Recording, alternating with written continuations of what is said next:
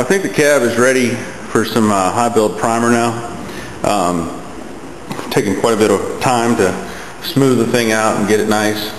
You can see there's several places where you can see body filler. There's also places I've used Dolphin glaze. And you'll see here on the back, this looks like a lot of filler, but in reality it's quite thin. You can see here I haven't quite got through when I was sanding it.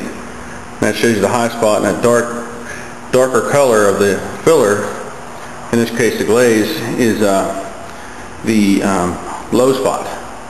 So everything's been sanded down about as thin as you can get, and still, you know, there's another black areas where you can see, and you can see through a lot of this when you're up close to it.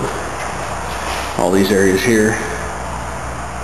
So this cab was just really beat up, and I'm gonna spray some Transtar on it, urethane primer. I'm gonna use that. Of course, use their activator, and I'm gonna reduce it.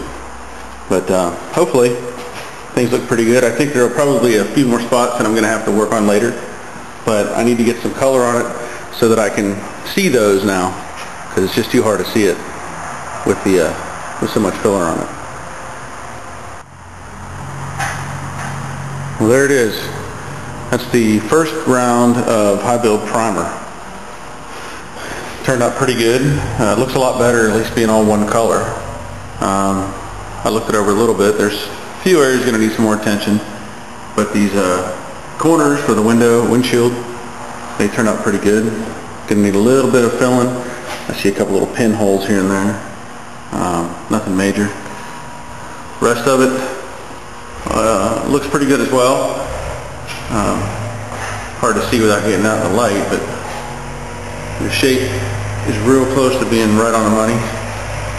And all those areas where it had the filler put on it